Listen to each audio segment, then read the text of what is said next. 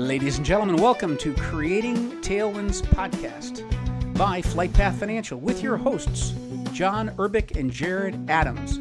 Join us today as we discuss the power of infinite banking. And here we go. Well, John, welcome back. Another episode, trucking along here. Great to be here, Jared. Great to be with you. I hear you were just able to have a getaway down in Savannah. Is that right? Yeah, Valentine's Day. Anton and I went down to see Andrea Bocelli. Ooh.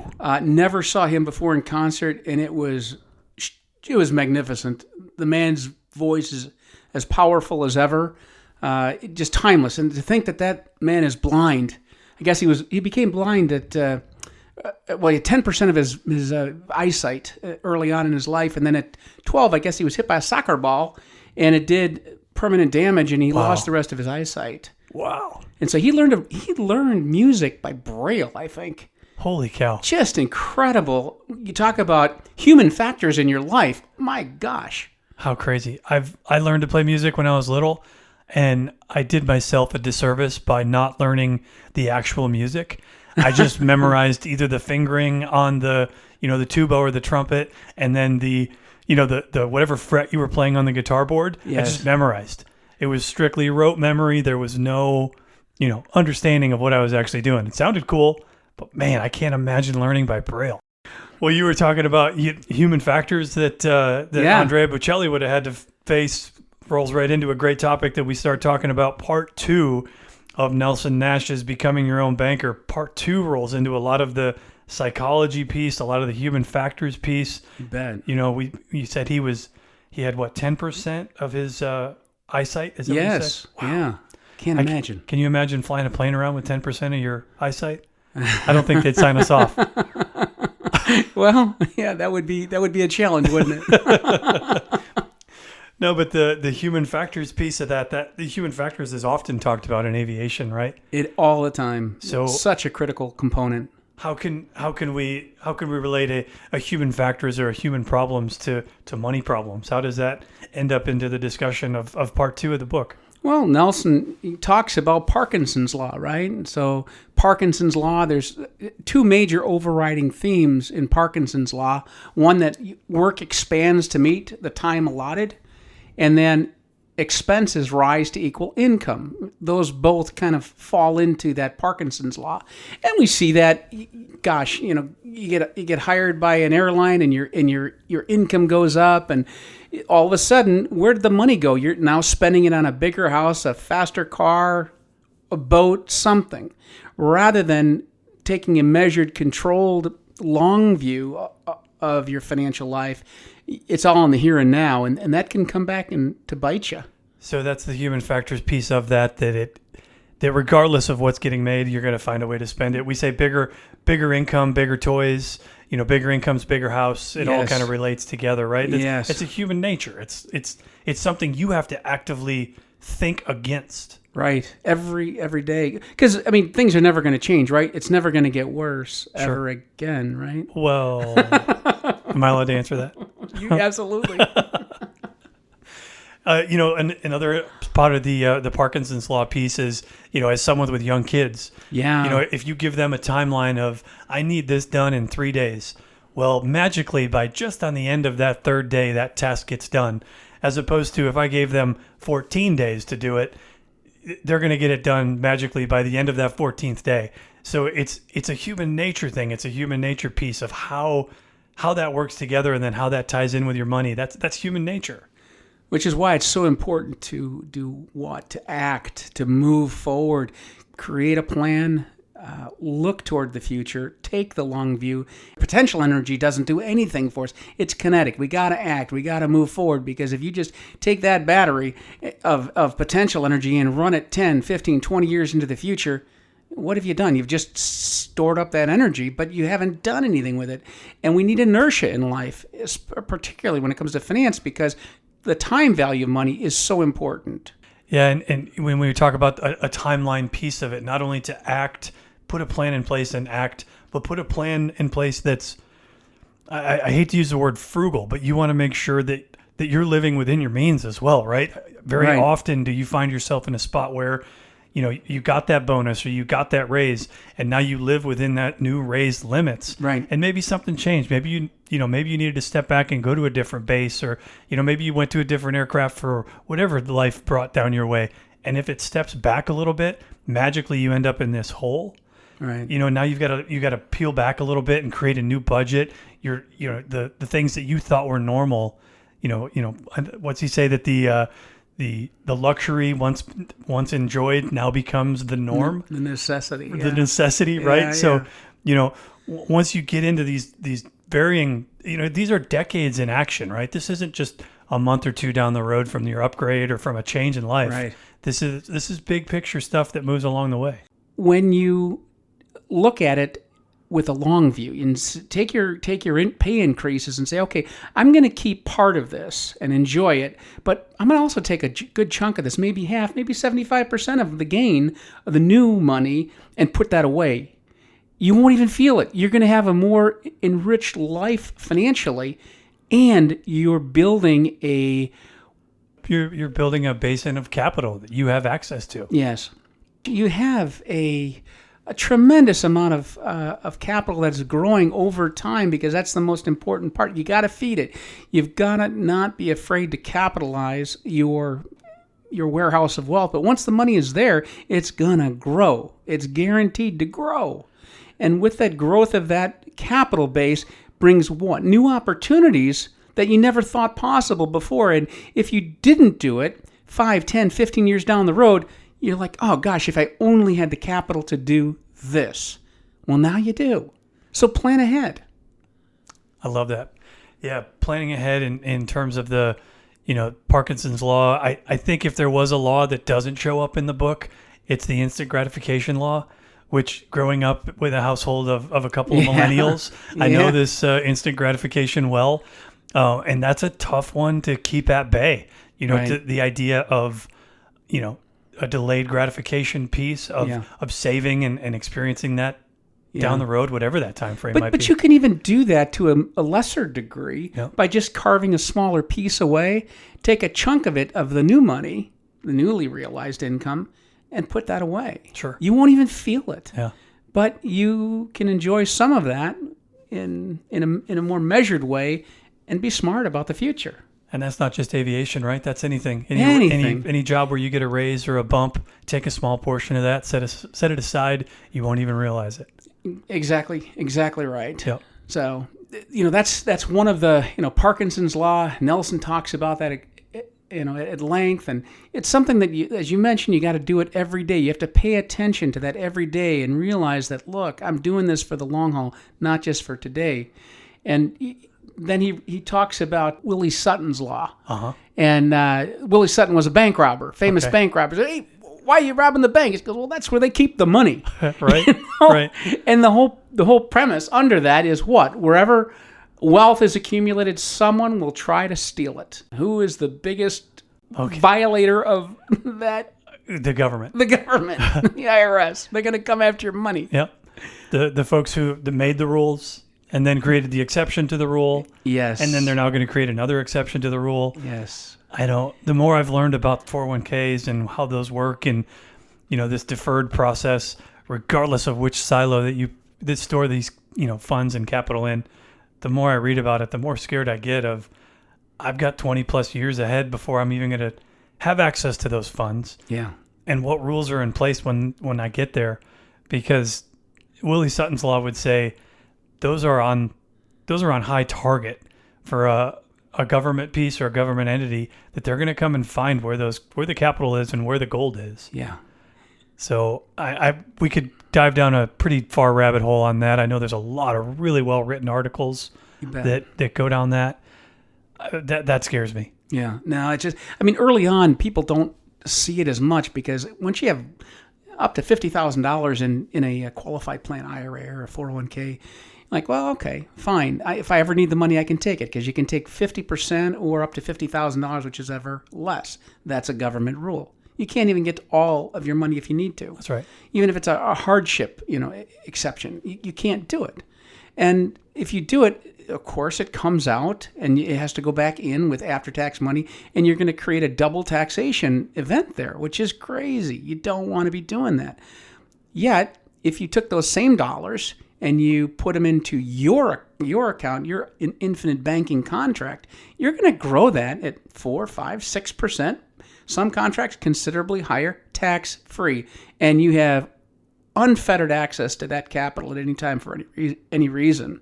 So what Jared and I are doing is we're trying to present an alternative to the mindset that's out there that's been built by the big banks and the government, and how we should use our money, how we should keep our money, who should control our money. If you're not controlling your money, it ain't your money yet. That's really important to understand. It's on paper, but until it's in your pocket, is it your money? Who's using your money? And important to note why they want you to continue that behavior. They like your human factors and carved in that direction because they're making a lot of money off of it. A ton of money. Yeah. A ton of money. Yep. I mean, just think, if you can just shave 1, 2, 3% of that assets under management, what that translates into for them. It's an incredible amount of money. Why not pay that extra 1, 2, or 3% if you want to, but put it into your account, your infinite banking concept policy? You'd be far, far, far better off down the road. If you look, the numbers bear this out, and Jared and I can go over that with any of you and show you how powerful capitalization of one of these accounts become down the road. It's utterly phenomenal. Sure. Yeah. One of the other rules that Part 2 goes into is the golden rule that says whoever has the gold makes the rules. Yeah. Isn't that true? How would you describe that? What does that mean to you? Well, it simply means if your money is sitting, we were just talking about qualified money. If it's sitting in somebody else's hands, you don't own that. You don't have physical possession of it. You can't act. Money is supposed to be a means of exchange. If you want to buy goods or services, you need your capital. And if you can't access your capital, is it really your money? Because while you're wanting to use your money, somebody else is. And they're building their own capitalization with your money. It's a beautiful thing. Other people's money. They talk about this all the time. But unfortunately, we're on the giving end of other people's money so that other people can use our money. Jared and I don't believe in that. We believe that we should control our money, and we ultimately should make the decisions as to how our money should be capitalized, spent, or used. Yeah, exactly right. Yep. Mm-hmm. It sounds like something that would have come out of a Disney movie, right? He who has the gold makes the rules. Yeah. Right? That sounds like that would have come out of some Disney movie my kids would have been watching. But it's so true. Like, if you're not in control of that capital, if you don't have it with ability to determine where it goes and how it's used, you're not a part of the rulemaking process. You're not involved. So, if you've ever looked at this paperwork before, and I have for some other people on these 401k loans, what does it say on there when they get their money? You shake your head and go, why did you take this? Well, let me see your paperwork. And you look at the paperwork. What does it say? It says you have been approved for a loan. Approved. It's their money. Right. How are they approved? It's their money. Right. So some bank board somewhere had to approve the access to your own capital. Precisely, yeah. Sounds a little different than the life insurance contracts we use in the infinite banking concept, where as the owner, you are first in line for the money in that contract. We've brought it up before how the cash value is the equity on the death benefit. Exactly. Where you are first in line for those funds. And there's no other place that I know of, Jared, where you have that kind of a relationship. Whenever money is being taken or spent, or allocated, I should say, from the life insurance company, their eyes go to you, the policyholder, first and say, Jared, do you need your money out of this? No? Okay, then we're going to go deploy it elsewhere to go make money for the similarly situated policyholders from our asset base. But you're first. Yep. You're right. You're dead on. Yep. There were over 260 banks that failed in the 2008 financial crisis. Yeah. But there wasn't a single insurance company that failed. There was one. It was AIG. That's true, but it wasn't because of their insurance division, it was because of the financial products that they were in. Right, but the insurance division got pulled down with it. However, the assets were there. Yep. But you're spot on. Yep. And a lot of people don't know. Those that study this stuff, they'll say, "Oh, AIG failed." No, it did not. It was reconstituted, and its assets went to new places. Other carriers picked up its book of business. This was one of the most severe economic downturns in the United States. Bank failure, and people got their money. So it's pretty darn safe. And interesting to put the line in the sand within that same company, you had an insurance or a protection piece, right? And then you had a speculative piece. The speculative piece got crushed, right? And it brought down the mortgage-backed securities. That's right. It brought down that entire company. Yeah, exactly but right. That was speculation, not protection. Another one on Nelson's list. He talks about the arrival syndrome. Set the parking brake. The door is open. We've arrived. We've arrived. That's right. I know all about this stuff. You don't have to tell me anymore. The illusion of knowledge sometimes. It can be. Nelson talks about a story about Ed Deming, who was a quality process engineer, and he went to Detroit to show him how to build a better automobile, make them more competitive. And they said, "We're already doing that. We don't need to listen to this." And they basically summarily dismissed him. He took his procedures, his insights to Japan, to their automotive industry. And we all know what happened there. It boomed. Came back to the United States as this great big hero and this great big brainiac in that space. And had we listened to him in Detroit, we would have perhaps had a much different decade with poorly built automobiles. Interesting. In the 80s. I remember that. Wow. I had a couple of those. I mean, even now you see those Toyota or Honda. Still running. I mean, you get 250,000 miles out of those things if you take care of them. You're absolutely right. Or you could have drove a Pinto or an AMC Gremlin, Goodness. Fuel tanks blow up. You're dating me that I know what those are, but I did not have the access to drive one. You can still find them at some junkyard maybe. I don't know, Jared, but I wouldn't recommend it. They were not well-built cars.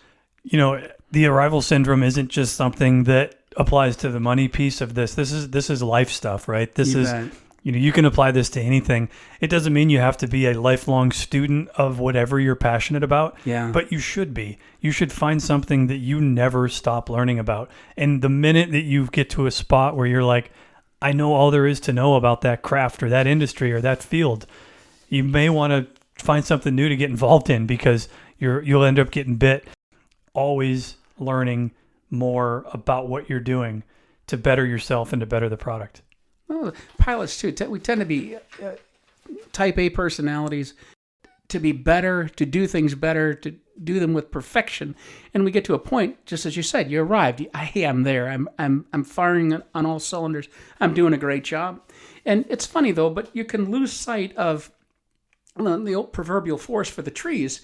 I was just looking up something. It's BCG report. It's a big airline industry analytical group.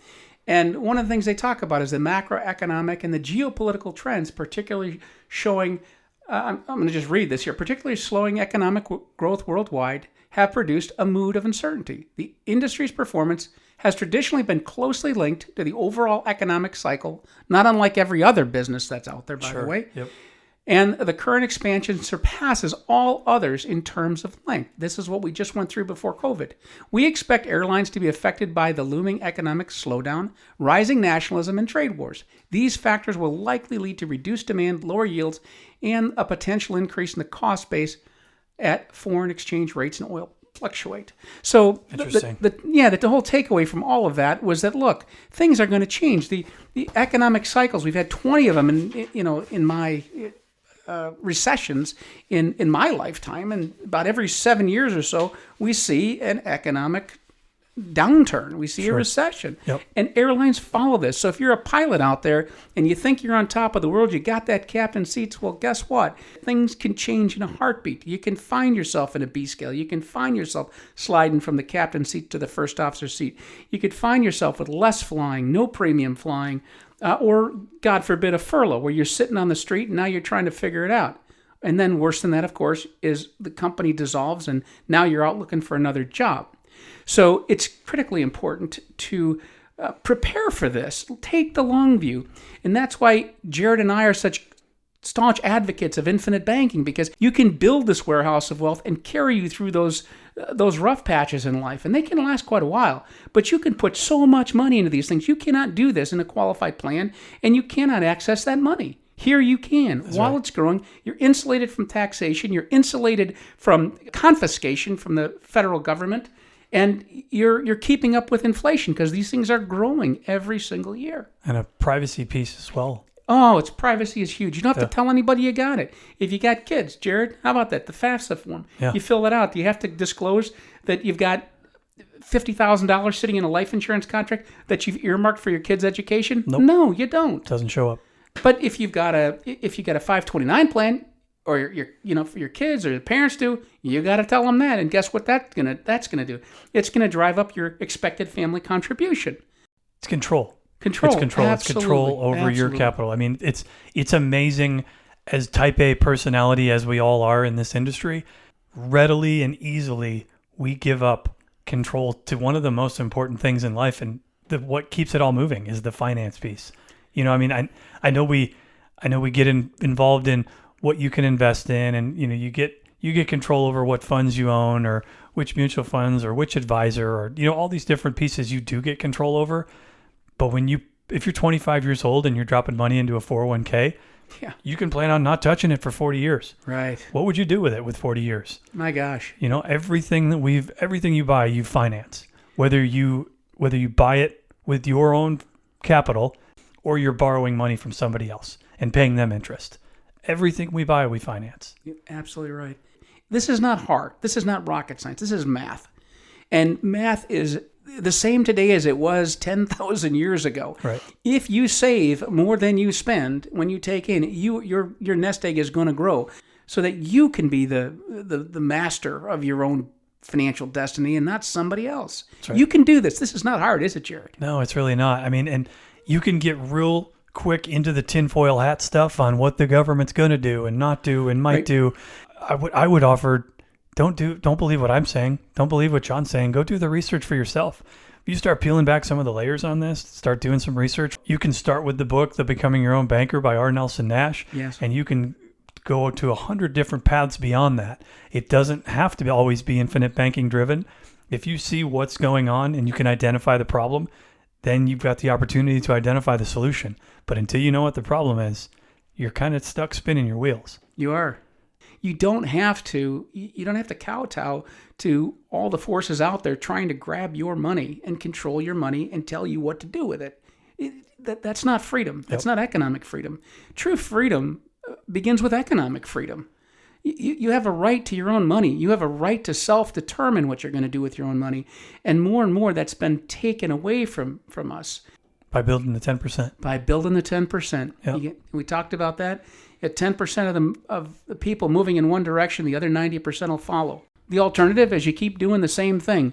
Take a look at your purchasing power. When you go to the grocery store, when you're buying a car, you're buying a plane ticket, anything you're spending money on, does it feel comfortable? Does it feel like you're getting ahead, or does it feel like you're slipping? If it feels like you're slipping, you need to call Jared, or you need to call John, or call any infinite banking practitioner. We don't care. We just want you to see that there's a better way to approach your money than most people are doing today. Well, that brings us to the use it or lose it concept, one of the last in the human problems or the human factors of part 2 of the book. What does the use it or lose it piece mean to you, John, in the infinite banking concept? Well, quite honestly, it's a personal monetary system, and it's if you don't apply these principles, if you don't make the most of it, what's working against you is time. So it is a use it or lose it in this respect. Time is such a critical component of the compounding of interest within your contract. You're going to be in a position far better off tomorrow, next year, 5 years, 10 years from today to deal with whatever contingency comes your way, Jared. Sure. Yeah, that makes a lot of sense. I mean, the other thing to add is, in a previous episode, we talked that it wasn't as much the interest rate as it was the volume. There's a big factor that can be involved in how that applies to this use it or lose it idea as well. You think about what this looks like also I kind of take a little different spin on this, on the human factors piece as it applies to these policies.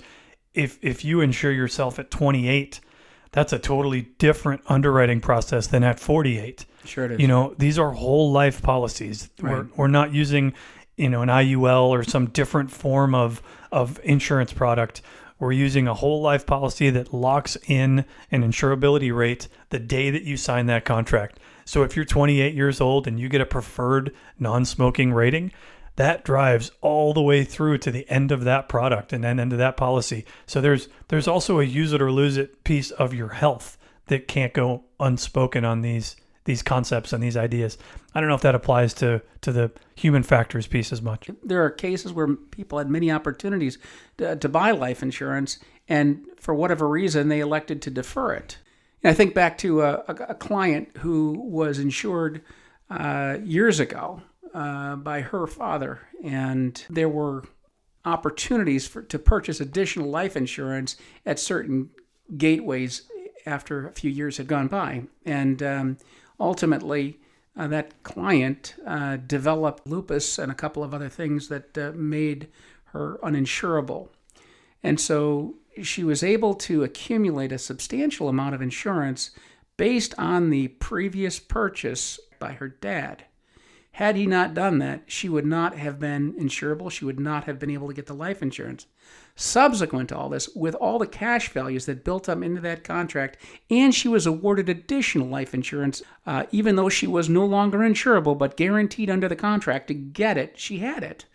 And as this built up, she was able to use the capital in those accounts for various medical expenses and educational expenses, and there were a couple other things that happened along the way. And she had a free flow access to that capital, all because her father had the foresight to lock in permanent life insurance for her. This is the opportunity you have right now if you're insurable. If you're not insurable, there's other things that can be done, but for you, if you are insurable, you lock in that health rating. It just makes great sense to do. It just makes so much sense to do now because it's far more than just a rate of return. It's, as Jared talked about, the volume of interest, the amount of money that you're accumulating inside these contracts, and now to be able to use that money freely by way of the contract, it means tens of, could be hundreds of thousands of dollars over the course of your lifetime. Do you remember what age the client was? Were they teens, 20s, 30s when they started like that whole 12 life? years old, I think. Wow. Yeah. What a blessing for that client to get that and have that set up. Big deal. That was a really big deal. Wow. Yeah. Well, we've covered 5 of the human factors or human problems that get listed in Nelson Nash's book. Any thoughts on wrapping up the human factors piece today? Well, just everything that we talked about is all about overcoming human factors, because how we think is everything. Nelson would tell you that. But once you discover it, once you embrace the concept, a world of opportunities begin to open up for you. It only gets better. It accelerates. It gets broader and bigger and more beautiful. And that would not be possible for you, your family, or your business had you not acted. You've beaten Parkinson's law, which we started out with. It's brilliant. I have nothing else to add there. Perfectly said, John. Thanks for everybody for stopping by. We'll wrap it up for today. Till the next time. Awesome. Well, thank you for joining us. Jared, as always, a pleasure. Pleasure to be here, John. Thank you much. We'll see you next time. All righty. We'd like to thank you for tuning in to today's episode of Creating Tailwinds podcast with your hosts, John and Jared. As always, we welcome your questions and critiques. You can reach us through the Contact Us tab at flightpathfinancial.com. Remember, it's all about how you think. As Nelson Nash has said about infinite banking, give it your close attention, and it can make a radical improvement in your financial future.